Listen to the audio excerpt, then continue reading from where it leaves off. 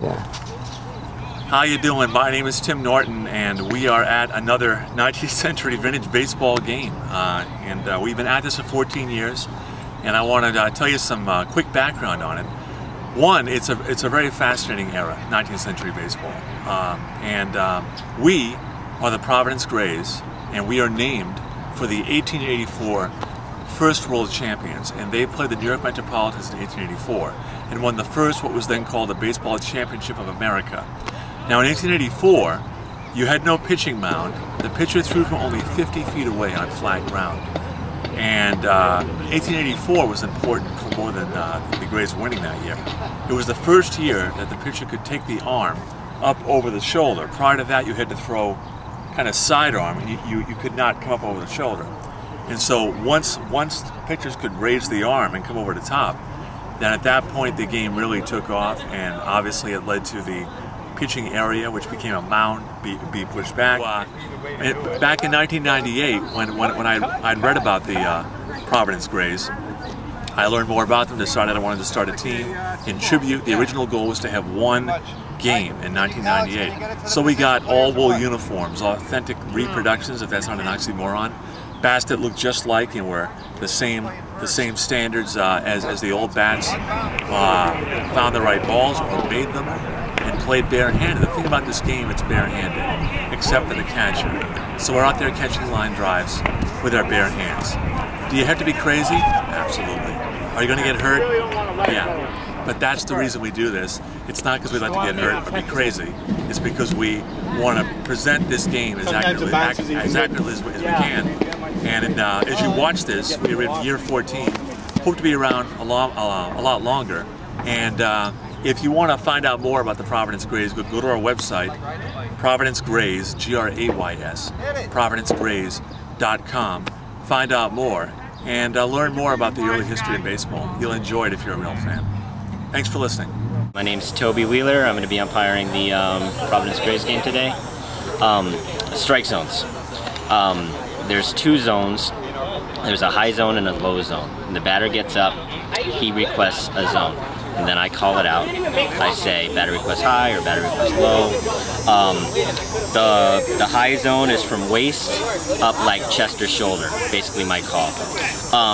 The low zone is from waist down to knees, or maybe just a little under. Again, I think that's open to interpretation. And there's if the batter doesn't request a zone, a particular zone, then it's all open, and anything from about the shoulders down to the knees is a strike zone. And there's 6 balls to 3 strikes.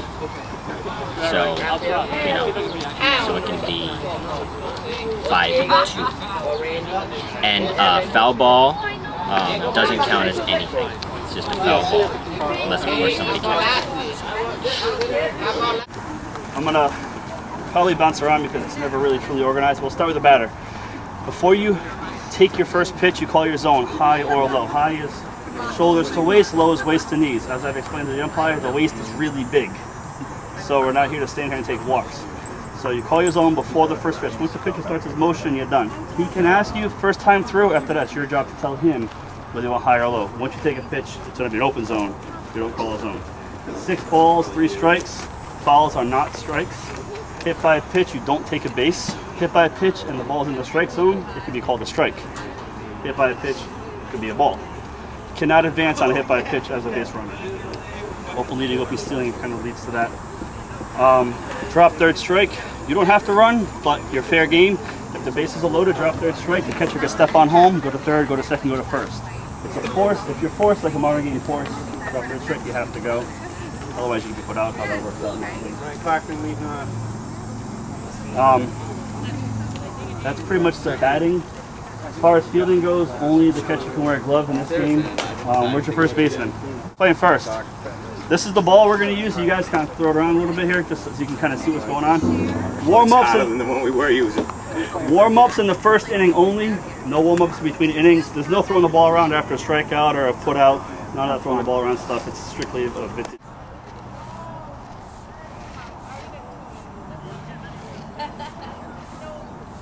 No shot.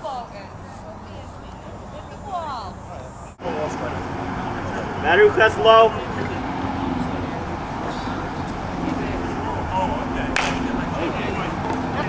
Drop it!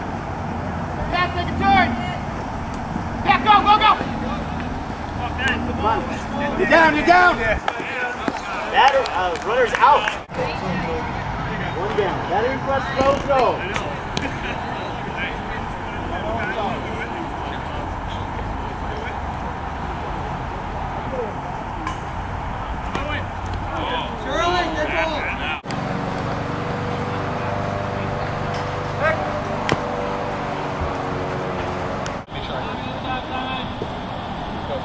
Hold on.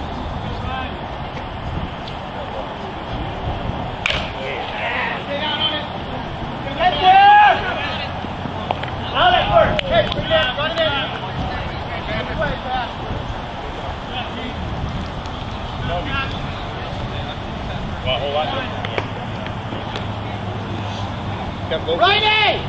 Batter request low. One out.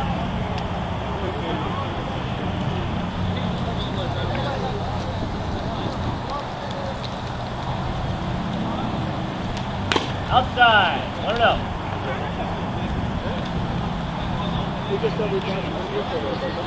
Want help?